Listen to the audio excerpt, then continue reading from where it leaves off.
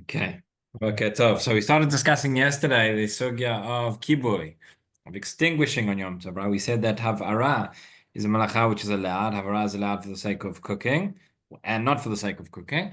But extinguishing is not. That is not considered unless, and the actual act of kibui right now, that includes ochel nefesh, otherwise would not be allowed. So we saw this. Let's pick up. We're on the Daf Kaf Bet Amud Aleph, nearing the end of the Amud, maybe the bottom third. We saw, where should we pick it up? We saw the question was about, yeah, so let's go from the two dots, maybe about halfway down the Amud.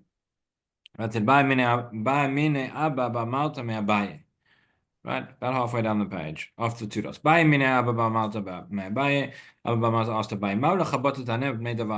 is it to extinguish the candle on Yom Tov? Here it has nothing to do with Ochel Nefesh. Now the question is, if you want to make the room dark, right, for the purposes of, the Gemara says, Mipnei Davar Acher, which is a euphemism for the purposes of intimacy, is that allowed to extinguish the candles? He said you can go somewhere else, you can go to a different house, a different room. I've mentioned many times that when the Gemara says bayit, oftentimes bayit in modern Hebrew means house, but oftentimes in the days of the Gemara in Chazal that means a room, because a house and a room was essentially the same thing. So he says, if Shabbat bayit acher, ain't no bayit acher. No, he doesn't have another house, another room to go to. Ma'ay efshal lasot la mechitza. He can make a mechitza, can make a partition. Ain't no lasot mechitza. Okay, he's not able to do that. Ma'ay. If you can cover it up with a kli. You can put a kli on top of the candle. Obviously, as we said yesterday, it has to have holes in. It has to be that it's not going to extinguish the candle, just to make it a little bit darker. So he says, "Ain't no kli, mai." So there he says, no, that is forbidden. Okay, finally we get a straight answer. The answer is forbidden. So now the Gemara says, "Eitivei, ein mechabin et hapkat kedei lachus alea." You cannot extinguish this pakat, this kind of log of wood, in order to save the wood, right? That would be a melacha for its own sake. That would be forbidden. But if it's so that the house doesn't get filled with smoke, or so that your pot doesn't get filled with smoke, so that's allowed. So we understand if it's for the pot, that is ochel nefesh. If it's for the house, it's not directly ochel nefesh, and therefore there it's allowed, and we just said you can't extinguish the candle. So that is the contradiction. That's the challenge. So we answer. We say, "Hi, Rabbi Yudai, ki kamina anal rabanan ba'imene." Right, the one who says that you can extinguish this bekat, so that your house won't fill with smoke. That is Rabbi Yudah. But we were asking the question according to Rabbanan, as we'll see later on. This is the sugya of Kafchet. So we've still got a while till we get there. But there is a machloket between Rabbi Yudah and Rabbanan regarding machshirei ochel nefesh. Okay, this is the category that would fall into. And Rabbi Yudah says it's allowed, Rabbanan say no. So that's the difference.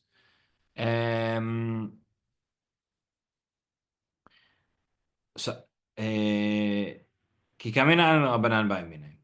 Okay.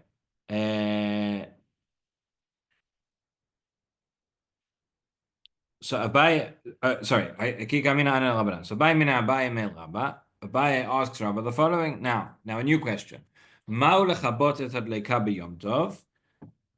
are you allowed to extinguish a fire on Yom Tov? Right. This is just a different way of basically expressing the same point. Very, very similar question. So he says, "Hecha deika sakanat nefashot lo kami ba'eli dafilu b'shabbat shari." If there is a case of sakanat nefashot, we're dealing with danger to human life. So obviously, there's no question you are allowed to extinguish, and that is something which you can do even on Shabbat.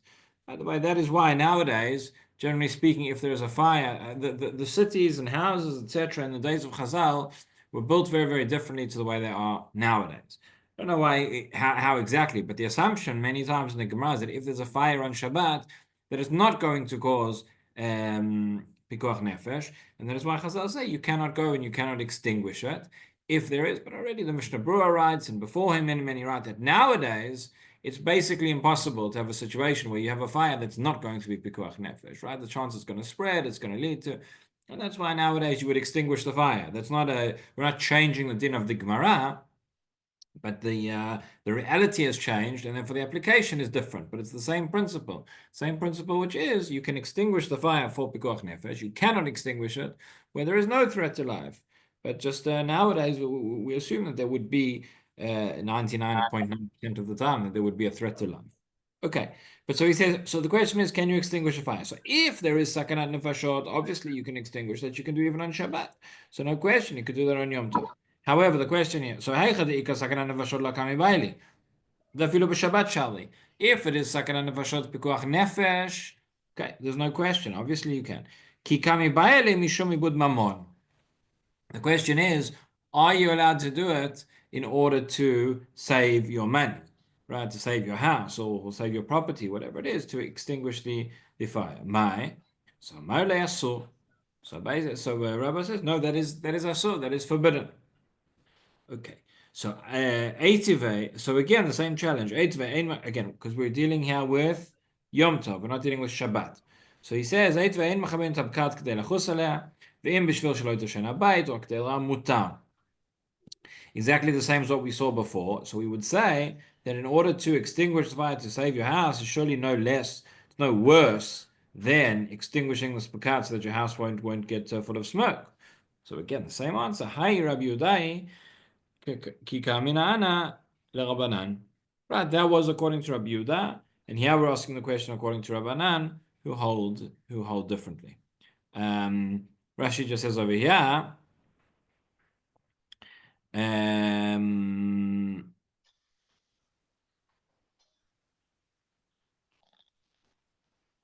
So see, Rashi says Rabbi Yehuda. Just to explain, he says it's a little bit further up on the page. But he says, Rabbi Yehuda, the Amar Lekaman, we're going to see later on, that's on Daf Kavchet, I believe. Right, he says, the Gemara will say, Machshirei Ochel Nefesh Sharu. Rabbi Yehuda is the one who says that Machshirei Ochel Nefesh, the preparation of the preparation that is going to be allowed, he learns it out. Darish Yaseh Lachem, Lechol Tzorkechem, Vainami Tzorkechem. Okay, we'll see later on, but that's how Rabbi Yehuda learns the Pasuk. It says Lachem. It says lachem means lekol tzorchechem, for any of your uses, and that includes the preparation of the preparation. V'chein tashmish, and also tashmish as well, that we saw previously. V'ana da'asarna, we say it's forbidden. That is karabanan de darshi hu levado. Right? The pasuk says hu levado yaseh lachem. So Rabbanan understand hu levado, meaning only direct food preparation, not the preparation for the preparation. Okay. And then Rashi says itveh. Says there's no greater, your house getting filled with smoke than if the house is burning down. For tzorech yom tov and therefore it's tzorech yom tov to extinguish it. You're not going to have to sit out in the heat or in the rain, etc. Okay, but that is according to Rabbi Yehuda, and Rabbanan say no. Now a third question. This one is similar. This one is a little bit different. It's also going to be based on the machloket between Rabbi Yehuda and Chachamim relating to machshrei ochel nefesh. But yeah, the third question in the Gemara is not to do with extinguishing, but it's to do with something else entirely. It says, "Bai mine Rav Ashi me'ameima." Okay, we're about 5 lines before the end of the narrow lines in the Gemara. Bai mine Rav Ashi me'ameima, mau lichol et ha'ayin b'yom tov. Okay, so the question is, are you allowed to put kol in your eye on Yom Tov? What is kol? So we find this throughout the Mishnayot in Shabbat as well, throughout the Mishnah and Gemara. It's some sort of blue material. I'm not sure exactly what it is, but it's something that this blue material they would put into their eyes. It's a kind of an eye drop, okay? And you would use that for refuah, for medicine. So what's the question? Why would you not be allowed to use it? Either because there are those who say, actually, that this is the melacha, this midarabanan, is similar to the melacha of tzovea, of coloring. But there are those who say probably that this is to do with the isur of refuah on Shabbat and Yom Tov, right? We're not allowed to do, obviously, if it's pikuach nefesh, so that's allowed. But for a person who's not a choleh, a person who's a mechush ba'alma, Chazal established that there's a gzera against taking medicine, right? You're not allowed to take medicine because there's a gzera of shechikat samamanim. In those days, the way they made the medicine was that they would take herbs and leaves or whatever, and they would ground them up. And Chazal were worried that if you would take some medicine, you would come to ground up your herbs, and then you would be transgress the melacha of tochen in making the medicine. Nowadays, nobody makes their own medicine, but we know that even though the reason is no longer relevant, once Chazal established the Gzerah remains. Okay, again, this is only for a healthy person, a person who is sick. Certainly, if it's pikuach nefesh, and even if it's not pikuach nefesh, person who's a cholesh ein bo sakana, you can't get out of bed, you're on a course of antibiotics, whatever it is, that you're still allowed to take, and that you should still take any fixed medicine, still take that on Shabbat and Yom Tov. But Chazal talking about a person who is generally a healthy person, but I have a very, very slight headache, right? Something like that. Can I take medicine on Shabbat? The answer is no, that should be avoided. So that's what they were talking about. But also within this gzeira of shchikat semanim, we include any forms of refuah, any forms of medical treatment. Again, as I said, if a person is classified as a choleh and a person has a fixed medical treatment they need, so they would take that even on Shabbat and Yom Tov. Okay, but in this case, that's not what it appears to be. So the question is: the person allowed to put this chol in their eye on Yom Tov? That's the question that Rav Ashi asks a Maimon. So he says, Heicha de'ika sakana. Okay, if there's danger, right? So it's pekuach nefesh, so there's no question. Of course you can do it. What would be considered danger? By the way, the eyes are always considered more dangerous in other parts of the body as well. Chazal were very, very careful that if a person had an ailment in their eyes, that is something that you could, even if it's light, that you could transgress Shabbat for in order to save one's eyes. So it says the case of danger: kagon lila, ditza, dama, dimata, v'kadachta. Okay, what are all these things? These are all symptoms of this some sort of ailment in the eye that indicates danger. Lila is that it's got sort of like pus that's coming out of it. Ditza, sort of the eye is maybe sort of throbbing. Dama, that's got this blood coming out of it. Dimata, that there's like a lot of tears, that it's without stopping. Kadachta, that the eye is sort of burning. Okay, in these cases, that is that means that it is a sakanat nefashot, and therefore it says v'tchilat uchla. That's these are symptoms that this is the beginning of the ailment, and you need to treat it. So there, lo mi bayali. There we're not asking the question. Dafidu b'Shabbat shali. That is pikuach nefesh. That is allowed even on Shabbat. That's no question. Ki kami bayali sof uchla. What was the question about this licholat ayin? He says that is when it's sof uchla. This is the end of the ailment. The eye is okay. That's the main illness is past, and it's now recovering. Upetzuche eina. You want to put it in this chol because that's going to allow you to open your eyes better and to see better. There's no danger if you don't do it. This is going to help you to recover quicker and maybe going to help you to see better and open your eyes. So is that allowed on Yom Tov? Samai le'asur. So he says that would be forbidden. Okay. So now, again, and the point is, this is connected to the previous cases we saw, because this has got nothing to do. It's got nothing to do with ochel nefesh. Even if we go according to those opinions in the Rishonim that we saw, the Rambam, for example, defines any tzorech haguf as ochel nefesh, right? So if it's something to keep me warm or keep me cool or keep me clean, etc., that could be ochel nefesh. But here it's not. Here it's not directly. This is not to recover your eyes fine, and this is sort of something else. So he says. So he quotes again this kind of what we saw with Rabbi Yehuda. Yeah, we don't quote the whole thing, but that was essentially the point was that if you have this pekat that was causing smoke in your house, even though that's not a direct ochel nefesh yom tov need, you could extinguish it then. So too, you could do it here. And we give the same answer as we said before. That was Rabbi Yehuda, and this is Rabbanan. Okay. So now that we've started talking about lemichal eina, talking about putting this chol in your eyes, we have a few more discussions that are related to that. And we say like this: Ameima shari lemichal eina minochri b'shabta.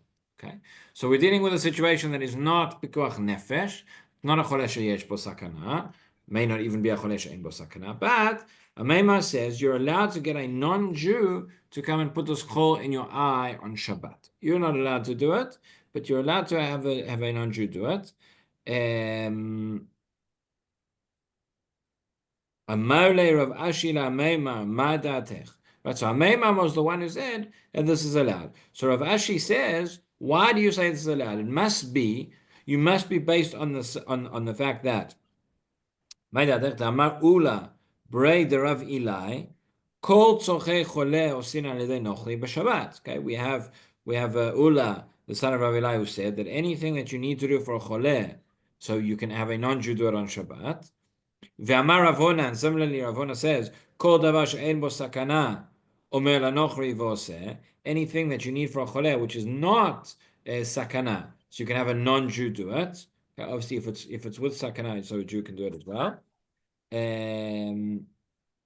So he says like this. He says, hang on, you're saying that it's allowed to ask a non-Jew to put this chol in your eye, and you're saying it based on the fact that we understand that for a choleh, I can get a non-Jew to perform an otherwise prohibited activity.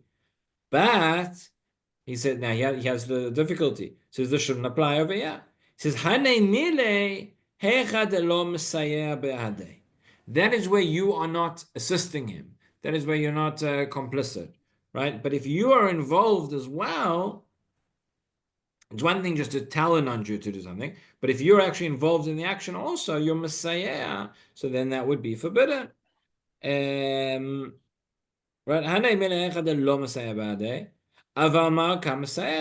Yeah, you are. It's not that he's doing it by himself. You are also doing it. How so? Because you're opening and closing the eye in order to get this call inside. So you're part of he's right putting the call on the eye, but you're also part of the action. Rashi says, yes, amitzu patach, sogel potach liseinav, you open and close your eyes, right? Lachnis hakol, to get the call to go inside. So Amarle, Ikar Rav Zvid the Kai Kvatach. So Meimar says back. He says, you're right, Rav Zvid also asked the exact same question that you asked. Right? Ikar Rav Zvid the Kai Kvatach. There is a Rav Zvid who said that like you, who asked the same question. Vishani Ele, and I already answered him. So I will answer you the same way I answered him, which is in Bo Mamash. Okay, this is a very important principle. Where he says, in this case, his siyua, although you are assisting, but there's ein bo mamash, meaning if I wasn't opening or closing my eye, he could still have done what he did, and it would have still had the same effect. Okay, have a look at Rashi. Rashi says, Mishay no se malacha mamash. A person who's not actually doing the malacha. You're helping only a little bit, meaning if you are Messiah in such a way that is very, very essential, that he could not do it without you, so okay, then certainly I'm part of the action. But if he could do it without me, but I'm just sort of doing something that's going to help it go a bit better, but nonetheless, he could have done it without, then we say, Mamash, Messiah mat ki hai. Ubalavu mitabda, ein bo mamash. If I wasn't opening or closing my eye, I would have still been the same. So, for example, we have in Masechet Shabbat, we have a principle, it's called Shnaim Sha'asa'ua. If I have two people who perform a malacha together,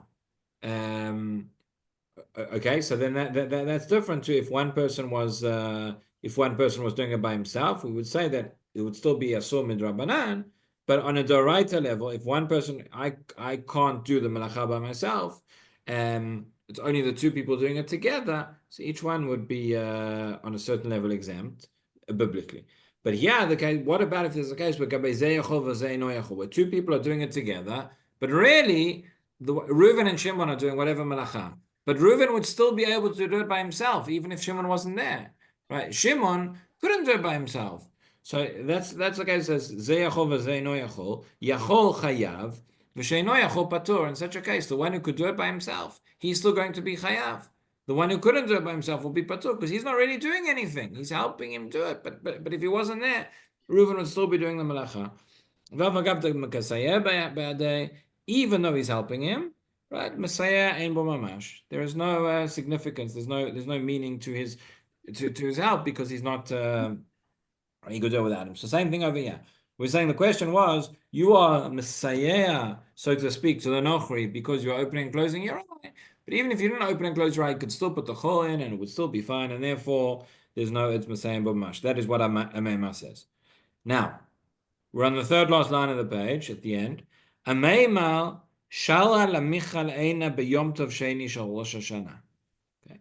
So Ameima says, you, now not just with an Ochri, he says, you can put kol in your eye on the second day of Rosh Hashanah. We saw right at the beginning of the Masechet, if you remember, it was quite a while ago, but right at the beginning of the Masechet, we had this whole discussion about Yom Tov Rishon and Yom Tov Sheni and what are the differences. We generally say that Yom Tov Sheni is exactly the same as Yom Tov Rishon. Okay, even though we know that Yom Tov Sheni is Midrabanan, but Rabbanan made it that it's all the things that you can't do on the first day, you can't do on the second day. So it says, Amar le Rav Ashi la'ameima v'amar Rava met b'Yom Tov Rishon yitasku bo amamin. ביום טוב שני יתעסקו בו ישראל, ואפילו בשני ימים טובים של ראש שנה. Okay, so he says,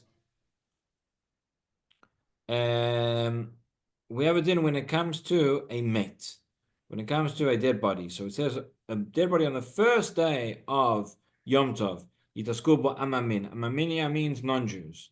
Okay, meaning that for a Jew, it's forbidden on Yom Tov to deal with the mate and to do the burial, etc.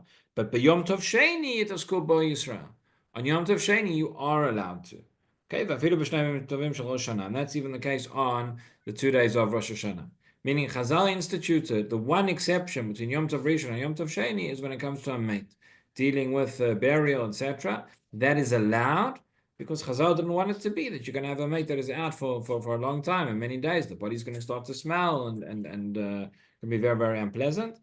And therefore, out of Kvod HaMet, and they said that on Yom Tov Sheni, you can deal with that. Now, nowadays, we don't really do it anymore. Rav Moshe Feinstein has a tshuva about this. He says nowadays that you have cooling and you have places and things that you can do with the body, so we don't do burials on Yom Tov Sheni. There was an exception to this. Amazing. If you remember the very, very bad days of COVID, right at the beginning, and there was so many people dying, and there were so many bodies for burial that I know in many places in America and in England and other places as well, that actually people were going and they were doing funerals on Yom Tov Sheni, just because that was going back to the Din of the Gemara. But when it's not extenuating circumstances, we don't do that. But the point is, the Gemara is bringing this to show that that's what's allowed on Yom Tov Sheni, but nothing else, right? And even the 2 days of Rosh Hashanah.